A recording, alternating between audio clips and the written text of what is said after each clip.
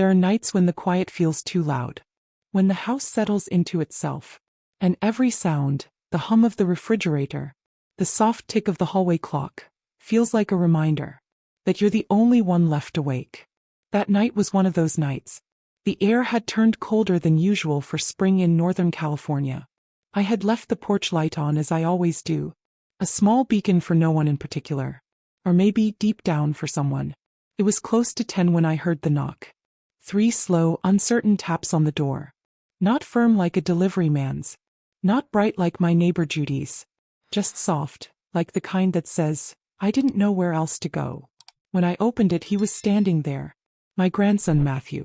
He looked older than I remembered. Eyes tired. Shoulders slumped under a gray hoodie. That didn't belong to the cheerful boy I once baked cookies for. Grandma, he said quietly. I didn't want to bother you this late. You're never a bother, I told him, and stepped aside. He hesitated only a second before walking in. The smell of rain followed him. That sharp, clean scent that fills a house and erases the day's stillness. He dropped his backpack near the couch. No explanation, no small talk. Just the silence of someone who'd run out of words. I set the kettle on the stove. Tea? I asked. He nodded. When I looked back at him, he was staring at the framed photo of his grandfather on the mantel. The one taken at the lake 20 years ago. Sunlight on his face. My hand in his. You've been crying, I said softly. He didn't deny it. Instead, he just sank into the old armchair and pressed the heels of his hands against his eyes. I don't know what I'm doing anymore, he murmured. Everything feels heavy. He didn't need to explain. That kind of heaviness. The one that follows you into every room. I knew it well. The kettle whistled softly. Steam rose between us as I poured the tea. The warmth of it filled the air. A comfort I didn't realize I had missed. I handed him his cup. Our fingers brushed. A small, ordinary thing. Yet it made me pause. He looked up. His voice low. I just needed to be somewhere that still feels safe. And in that moment, something inside me ached. Not for what was said, but for everything that had been lost along the way. If you've ever known that kind of night, the kind where silence feels heavier than words, then this story is for you. Before I continue, tell me in the comments where you're listening from. A quiet porch in the country, or maybe your city kitchen with traffic humming outside. And if you haven't already, please subscribe, so you don't miss the rest of my story. As some stories don't belong to just one of us. They live in all of us. The tea cooled in our hands. The rain outside softened to a whisper. And for the first time in months, the house didn't feel empty. It felt waiting. When he finally spoke again, his voice was fragile, like he was speaking to the space between us. I didn't know where else to go, Grandma. I just needed comfort. I didn't answer right away. Instead, I reached out. Just a touch on his sleeve. Steady, familiar. And maybe it was that small kindness. Or maybe it was the loneliness. We both carried quietly for too long. But something in the room shifted then. Softly, quietly. Like the air had taken its first deep breath in years. He didn't say much at first. He just sat there, elbows on his knees. The steam from his tea rising between us. Like a curtain neither of us dared to pull back. The rain had stopped completely now. The only sound left was the soft hum of the refrigerator. And the quiet rhythm of 2 people breathing. In the same room but on opposite sides of a memory. Finally he spoke. She left, Grandma. His voice cracked on the last word. I didn't ask who, because I already knew. His girlfriend Claire. The one he'd moved in with 2 years ago. So full of hope. Talking about shared dreams and new beginnings. Now those dreams were ashes. She said she couldn't do it anymore, he said, staring into his cup. She said I wasn't present. That I shut down. I wanted to tell him that heartbreak never comes clean. That it always leaves something behind. A mark, a sound, a scent that won't wash off. But the words felt too small for the ache on his face.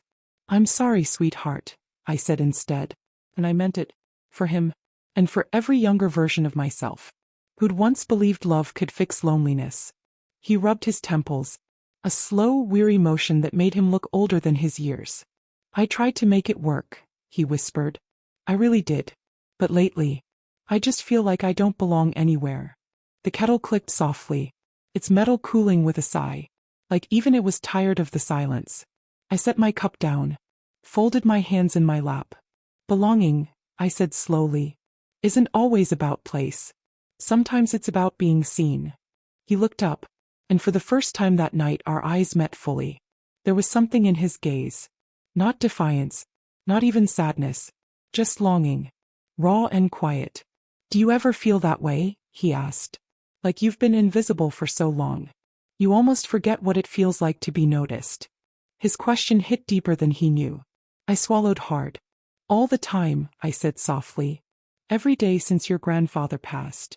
He nodded slowly, as if my answer had settled something inside him. Then he leaned back in the chair, hands clasped together, and the air shifted again. That quiet, electric change that doesn't come with words, only with the weight of two people who understand each other too well. I could see the exhaustion in him. Not the kind you sleep off, but the kind that seeps into your bones. Do you want to stay the night? I asked. The words left my mouth before I could think. He looked at me surprised then grateful. If it's not too much trouble. It's not, I said, and meant it more than I should have. While he showered, I sat at the kitchen table, hands around my cooling cup, staring at the reflection of the single lamp in the window. The house felt different now. Not full exactly, just awake. When he came back his hair was damp, his t-shirt clinging to his shoulders. He smiled, small, apologetic, the kind that made something in my chest stir. Thank you, Grandma, he said quietly. I don't know what I'd do without you. I wanted to tell him I felt the same, that having someone to care for, even for one night, was like breathing again after holding it too long. But I didn't. I just smiled and handed him a folded blanket. Guest room's ready, I said. It's been waiting. He nodded, eyes lingering a little too long before he turned away. And as he walked down the hall, I realized the truth. It wasn't just the room that had been waiting. It was me. The clock ticked toward midnight. The air in the house was still, and somewhere between the whisper of rain outside and the soft creak of floorboards, I knew sleep would not come easily that night. The house was quieter than I'd heard it in years. Even the rain had stopped, leaving behind that deep kind of stillness that feels like the world is holding its breath.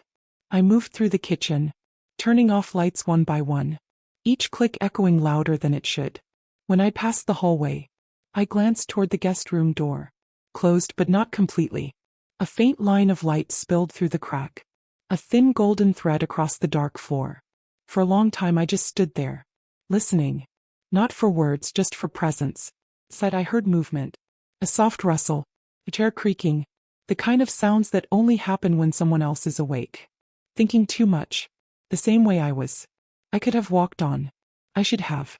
But instead I knocked, once lightly. Matt. There was a pause. Then his voice, soft, surprised. Grandma, you're still up. I couldn't sleep. Me neither, he said. His voice carried something I couldn't name. Loneliness, maybe. Or something older than that. I pushed the door open a little. He was sitting on the edge of the bed, barefoot, hair still damp, the blanket half folded beside him. The lamp on the nightstand cast a warm circle of light, just enough to blur the lines between shadow and skin. I didn't mean to wake you, he said quietly. You didn't, I replied, and stepped inside before I could change my mind. The air smelled faintly of soap and rain, clean, familiar, comforting in a way that made my chest ache. I sat down in the armchair by the window. The old cushion sighed under my weight, a sound I'd always loved. He looked at me for a long moment, then said, You don't have to stay up with me, you know. I know. But I stayed. We didn't talk at first. We just sat there, two quiet shapes, in the soft glow of the lamp. Outside, a branch tapped against the window, steady, rhythmic, like the sound of an old clock marking time. He spoke suddenly. I miss being little, he said, when everything was simple, when the world felt small enough to understand. I smiled faintly. So do I. He turned toward me, eyes tired but open. You always made it feel safe here. Even when I didn't understand why my parents were fighting, or when things felt too big. You made it quiet. Something warm bloomed inside me, the kind of warmth that both comforts and unsettles. I wanted to say something wise, something that would close the space between what he felt and what I feared. But instead I just said, "You were always my calm too." His expression changed, barely, but enough that I felt it before I saw it. He rose from the bed, crossed the small room, and crouched beside my chair, close enough that I could see the faint stubble on his jaw, the small scar near his temple from when he fell off his bike at 7. He rested his hand on the armrest, not touching mine, but near enough that the air between us trembled. "I don't know what I'd do without you," he whispered. There was again that quiet, unspoken line we both pretended not to see. I could have moved away. I could have stood up. But I didn't. Instead, I reached out and smoothed the hair from his forehead, a gesture as old as his childhood. He closed his eyes. For a second, time folded in on itself. He wasn't 27 anymore. And I wasn't 75. We were just two souls, tired of being alone. The room held its breath with us. He opened his eyes then, looked up, and whispered, "Thank you for not sending me away." I smiled softly, but my voice shook when I answered. I couldn't, even if I tried. And then slowly, deliberately, he took my hand. Not in the way a grandson takes his grandmother's, but in the way someone holds on to what feels like home. Neither of us spoke. We didn't need to. The night stretched long and heavy around us, and somewhere deep inside, something shifted. Something that couldn't be undone. The light came early, soft and pale, spilling through the lace curtains like a secret trying to reveal itself. For a long time I lay still, listening to the house breathe, the pipes settling, a branch brushing gently against the window. Somewhere a clock ticked, slow, steady, reminding me that the night was over. But whatever had happened inside it had not yet faded. I sat up carefully, my robe falling around my shoulders, the cool air touching my skin, like a quiet question. From down the hall came the faint creak of floorboards. His footsteps, unhurried but not quite steady. He was awake. I didn't know whether to stay in my room, or open the door and face the morning. In the end I chose the truth, and walked out. He was in the kitchen, standing by the sink with his back to me. The kettle hissed softly on the stove, and steam curled into the sunlight. He must have heard me, but he didn't turn right away. When he finally did, his eyes met mine, and in that small, fragile second, I saw everything we weren't ready to say. "Morning," he said quietly. "Morning," I replied. My voice sounded strange in my own ears, like it belonged to someone else. He reached for 2 cups, his movements slow, careful. "Tea." "Yes," I said, though I barely heard the word. We sat across from each other at the table. The same table where, years ago, I'd taught him how to write his name, how to stir sugar without spilling, how to listen when someone else was speaking. Now neither of us seemed to know what to do with our hands. He traced the rim of his cup with his thumb. I watched the steam rise and fade. "It's still raining a little," he said finally. I glanced toward the window. Drops clung to the glass. Not quite rain. Not quite gone. "Yes," I murmured. "Just enough to remind us it's there." He nodded slowly. Silence settled between us again. Not cold, not heavy, but full. Full of the night we both remembered, and would never name. I wanted to ask if he'd slept, if he'd dreamed, if he'd thought about leaving. But the words stayed behind my teeth. Instead I said softly, "Do you have plans today?" He hesitated. "Not really. I thought I'd stay a while, if that's okay." His voice trembled just enough for me to notice. "You can stay," I said. The answer came too quickly, too easily. Our eyes met again, and I think we both heard what wasn't spoken. After breakfast he went out to the porch. The boards creaked under his weight, the same sound they'd made for decades. I followed a few minutes later, 2 mugs in my hands. The air was cool, the sky a dull gray. He was sitting on the swing, shoulders hunched, staring at the wet yard. I handed him his tea. "Thank you," he said, his voice barely above a whisper. We didn't talk after that. The swing moved slowly, a soft, steady rhythm, as if trying to keep time with something unseen. Every so often, his arm brushed mine, accidental, familiar, and yet not at all. When he finally spoke again, his words were quiet but sure. "I feel like I can breathe here," he said. "Everywhere else it feels like the world wants something from me. Here it just doesn't." I nodded, but my throat was too tight to answer, because I knew exactly what he meant. And that scared me more than anything. The wind shifted, lifting the edge of the blanket draped across the swing. For a moment it felt like the house itself was listening. And then, just as softly as it began, the moment passed. He looked at me, eyes kind searching, and smiled the faintest, gentlest smile. I returned it, but somewhere deep inside, I knew this morning would follow me for the rest of my life. The days that followed passed quietly. Too quietly, maybe. It was the kind of quiet that feels polite, as though both of us had agreed not to speak of what couldn't be named. Matthew stayed for a few more days, saying he needed time to figure things out. I told him he could, and in that moment I meant it. But each sunrise seemed to weigh heavier than the last. We filled the silence with small things, chores, errands, the soft routines that keep a house breathing.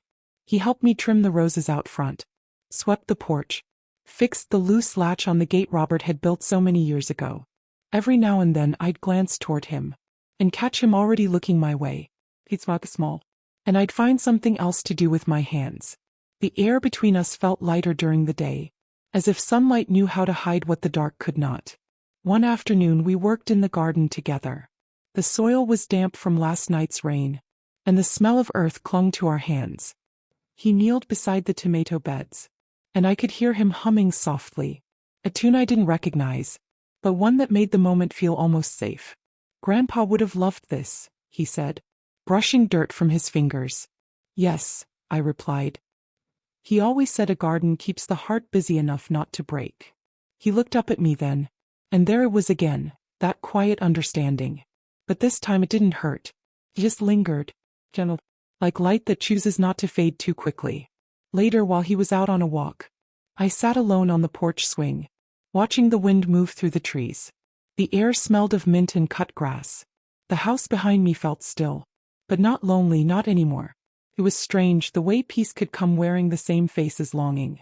I thought about the nights after Robert died, when I would sit in this same spot, and listen to the wind until it sounded like his voice. I'd almost forgotten what it felt like, to have another heartbeat under the same roof. And maybe that was all this was. Not confusion, not guilt, but the simple ache of two people who had been lonely too long. That evening he came home with a bag of groceries. He'd bought lemons, bread, and a small bunch of daisies. "Thought the kitchen could use some color," he said, placing them in a vase on the table. We cooked dinner together, or rather side by side, like two people sharing a rhythm that didn't need words. The smell of baked chicken and rosemary filled the air, and for the first time in days, we laughed just a little. When we sat down to eat, the silence that followed wasn't heavy. It was comfortable, even kind. And as I watched him pour the tea, I realized something simple and true. It wasn't my place to carry his sorrow, only to remind him he didn't have to face it alone. That night, when he thanked me before heading to his room, his voice sounded lighter. "I'll start looking for an apartment tomorrow," he said. "It's time." I nodded, even though my heart faltered just a little. "Wherever you go," I told him, "make sure there's light, and people who see you the way you deserve to be seen." He smiled, a real one this time, and said, "You always know what to say, Grandma." After he closed the door, I sat alone for a while, listening to the quiet hum of the house. It felt different now. Not empty, just changed. And somewhere deep inside, I understood that love, in its truest form, wasn't always meant to be held. Sometimes it was meant to be released, so it could return in gentler ways. The morning he left came too soon. The sky hadn't quite decided on sunshine or rain, and the air outside the window smelled faintly of wet earth. It was one of those mornings that felt both full and hollow, like the world was waiting to see who would speak first. I woke early, before the kettle began its familiar sigh. Old habits, they never fade. The house felt softer somehow, as if it knew this would be the last morning it held two heartbeats instead of one. When I reached the kitchen, Matthew was already there. His duffel bag sat by the door, half-zipped, a jacket draped over it like an afterthought. He looked different that morning. Not younger, not older, just steadier, as if something inside him had quietly settled. "Couldn't sleep?" I asked. He smiled faintly. "I didn't want to miss saying goodbye." I tried to smile back, but my chest tightened anyway. We moved through breakfast like dancers, who already knew the steps too well. Toast jammed. No wasted motions. No small talk to fill the silence. Just the sounds of spoons and soft rain. And two people pretending that ordinary things could hold back the ache of parting. He glanced around the room. The curtains. The old table with its faded scratches. The chair his grandfather used to claim. This place feels like time doesn't move, he said. I looked up from my cup. Maybe it doesn't need to. He nodded. But there was something behind his eyes. A gratitude too deep for words. And a sadness too private to share. When he stood to leave, I followed him to the porch. The boards creaked under our feet. The same sound they had made the day he first learned to walk. His car was parked under the oak tree. Its roof beaded with drops of rain. The air was cool enough to make our breaths visible. Small ghosts fading into the gray morning. He turned to me, hands in his pockets. Eyes soft. I'll call you when I get there. I know you will. He hesitated, then stepped closer. For a moment, I thought he might say something more.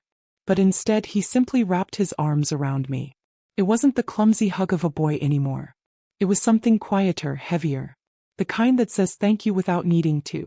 I felt his heartbeat, said he certain.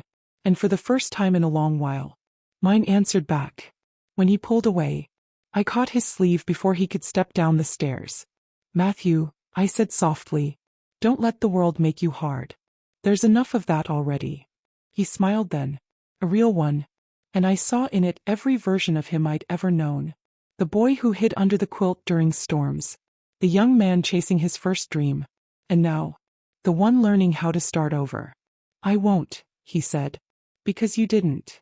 And with that, he turned and walked toward his car. I stood on the porch until the sound of the engine faded down the road. The air was still. The sky caught between light and rain. The daisies he'd brought days before were already starting to wilt. But I didn't move to replace them.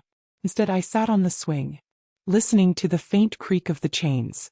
The cup of tea in my hand had long gone cold, but the warmth lingered somewhere deeper. I thought of what he had said that first night. I just needed comfort. And I wondered if maybe that's all love really is. Comfort that comes in many forms. Some we expect, others we don't know how to name. When the clock struck noon, I finally went inside. The house greeted me with its familiar silence. But it didn't feel empty anymore. It felt alive. As if a new kind of quiet had settled in. One that didn't ache, only breathed. And though I told myself not to, I glanced once toward the window, half expecting to see his car turn back down the road. It didn't. But the thought made me smile anyway. The first day without him was the hardest. Not because the house was quieter. It had always been quiet. But because I finally heard what the silence was made of. There were traces of him everywhere. A mug left near the sink. A folded blanket on the couch. The faint scent of soap and rain still clinging to the hallway. Each little thing seemed to hum with memory. As if the walls themselves remembered more than I wanted them to. I tried to busy myself. I watered the plants, swept the porch, and baked bread the way I used to. But the smell only reminded me of the mornings he'd sat there. Hands wrapped around a steaming cup. Eyes half lost in thought. Grief has a strange way of disguising itself. It doesn't always arrive with tears. Sometimes it comes as a quiet ache that lingers in the corners of familiar rooms. That afternoon I found one of his sketches on the kitchen table. A small drawing of the garden, the porch swing, and me sitting there, my hair pulled back, a book in my lap. It wasn't perfect. The lines were soft, unfinished. But there was something true in it. Something only someone who'd really looked could have drawn. I traced the pencil marks with my fingers. He must have drawn it that last morning. I was making tea. A lump rose in my throat, and I set the paper aside before the tears came. I thought about calling him. I even picked up the phone once, just to hear the dial tone. But I didn't press the numbers. Some goodbyes, I've learned, aren't meant to be interrupted. As days turned into a week, the rhythm of the house found me again. Morning walks, laundry on the line, radio humming softly in the kitchen. Yet sometimes, when the light slanted through the curtains just so, I'd catch myself glancing toward the porch, expecting to see him there, head bowed, cup in hand, watching the world wake up. He wasn't, of course, but the memory stayed, and I realized something gentle, something I hadn't allowed myself to before. It was okay to miss him. Missing someone isn't weakness. It's proof that they mattered. One evening, as the sun dipped low, I took my tea out to the porch swing. The air smelled faintly of jasmine. The boards beneath my feet were still warm from the day's heat. I sat there for a long while, watching the light fade across the yard. The wind moved through the trees, and I could almost hear his laughter. Soft, easy, the kind that used to fill the space between sentences. I smiled. Not because I was happy exactly, but because remembering didn't hurt the way it once did. Later that night, I opened the drawer by the bedside table. Inside was a note folded neatly. I didn't remember putting it there. The handwriting was his. Just one line. Thank you for seeing me when I couldn't see myself. I sat there for a long time, the note trembling slightly in my hand. He hadn't signed it. He didn't need to. I pressed it between the pages of my journal. Not to forget, but to keep it somewhere quiet, where it could rest without demanding more. When I turned out the lights, the house was dark, but not empty. It felt like it was breathing again, slowly, peacefully. And as I lay there, listening to the distant sound of rain returning, I whispered into the dark, not expecting an answer, only meaning the words. Wherever you are, Matthew, I hope you found what you came here looking for. The wind moved softly through the open window. For a moment, thought I heard a reply, or maybe just the echo of my own heart, finally learning how to be quiet again. The mornings began to feel different after that. Not lighter exactly, but less heavy, like the air had shifted, and the house had learned how to breathe again. I still woke before the sun, still made tea the same way, still sat by the window watching light stretch across the yard. But now the silence felt kind, as though it had stopped testing me, and started holding me instead. One morning I noticed the first rosebud blooming by the fence. It was early for the season. I bent down to touch its petals, soft, trembling with dew, and for the first time in months, I whispered out loud, "Thank you." I wasn't sure to whom.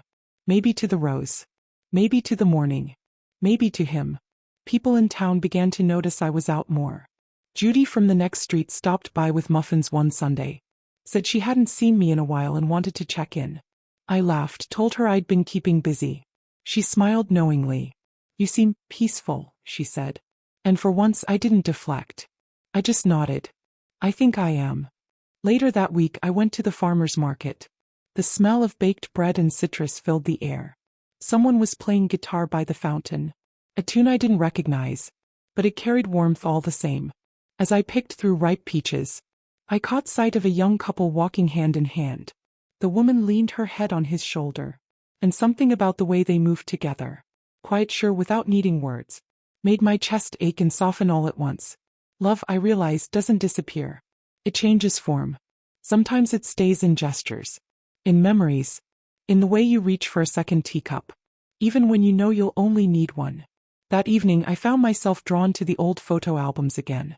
Not out of sadness this time, but gratitude. I looked through pages of faces, Robert's gentle smile, the family gathered at summer picnics, and somewhere in the middle, a photo of Matthew no older than 10, grinning wide with a missing front tooth. I laughed softly, tracing the outline of his small hand in the picture. Back then I could never have imagined how deeply that boy would one day touch my life again. The thought didn't bring guilt anymore, only understanding. Some souls, I think, circle back, not to stay, but to remind us we're still capable of feeling. The next morning I opened the windows wide. The air smelled of lilacs and wet soil. Birdsong drifted in from the trees. I set a new vase on the table and filled it with wildflowers from the yard. As I poured my tea, the light caught the rim of the cup, the same one he had once used, and without thinking, I whispered, "Good morning." It wasn't sorrow. It was remembrance. And in that moment, I realized something simple but true. He had left me a gift. Not the ache of longing, but the quiet permission to live again. Later that afternoon, as the day stretched lazy and golden, I sat on the porch swing. The wind carried the scent of cut grass. Somewhere down the road, children laughed. That free, unguarded laughter I hadn't heard in so long. I closed my eyes and let the sound wash over me. And for the first time in years, I didn't feel like a woman waiting for something. felt whole. The kind of whole that comes when you stop asking for closure and start simply existing inside what remains. When the first stars appeared, I stayed on the swing a little longer, watching them blink to life one by one. The old oak tree rustled softly beside me, and I could almost imagine his voice again. Low, warm, calm. You're exactly where you need to be. I smiled into the dusk. Yes, I whispered back. I finally am. It's been 3 weeks since he left. The days have settled into a rhythm again. Soft mornings, long afternoons, and evenings that slip quietly into dusk. Outside, autumn has begun its slow descent.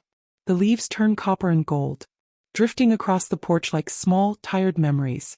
The air smells of rain and apples, and somewhere far off I can hear a train. I always loved that sound, the way it fades before you're ready for it to. Some nights I sit by the window with my tea, watching the street lamps hum to life one by one. The house creaks softly in the cooling air, and I catch myself listening. Not for footsteps, not for voices, just for the faint echo of something that once filled this space so completely. Yesterday I found one of his shirts still hanging behind the door. I almost folded it away, but instead I left it there. It smelled faintly of cedar and soap. I stood for a long while, fingers brushing the fabric, feeling the quiet pulse of memory beneath it. People say time heals everything, but I think it doesn't heal, it softens. The sharp edges wear down until all that's left is something you can touch without bleeding. That night I sat at my desk and took out a sheet of paper. The lamp cast a small golden pool across the page, and before I knew it, I was writing his name. Dear Matthew, the garden is turning again. The roses you trimmed are blooming twice this year. I think they're showing off for you. The porch swing still creaks in the same spot. I sit there every morning, and sometimes I swear I hear you humming that tune again. It's strange how the air remembers the shape of a voice. You once said you didn't know where you belonged. I hope wherever you are you found it. And if some small part of you still wonders, know this, you are remembered here. Not as what happened, but as what it meant. You brought light back into a room I thought had forgotten how to glow. Thank you for that. I folded the letter carefully and slipped it into an envelope, though I knew it would never leave this house. Some words aren't meant to be sent, only written, so the heart can finally rest. I placed it inside the drawer with the others.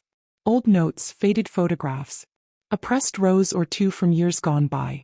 Then I closed it gently, the way you close a door on something you still love, but know you can't hold forever. That evening the rain came, soft at first, then steady, tapping against the windows like a familiar knock. I sat by the fire, wrapped in the old quilt, watching the flames curl and twist. Alive for a moment, then gone. There's a peace that comes after certain storms. It doesn't erase what was lost. It simply teaches you how to live with it. The clock ticked on the mantel, a rhythm I'd grown to trust. Outside the wind bent the branches, and for the briefest second, I could almost swear I saw a figure by the gate, tall, still waiting. But when I blinked, the yard was empty again. Maybe some stories don't end. Maybe they just change shape, becoming the air we breathe, the warmth that lingers after the door closes, the echo that hums inside quiet rooms. I took one last sip of tea, then whispered into the soft dark, "Good night, my dear." The rain answered for him. If this story touched your heart even quietly, please take a moment to subscribe and share your thoughts below. Tell me where you're listening from tonight, because stories like this, they don't belong to one person. They live in all of us.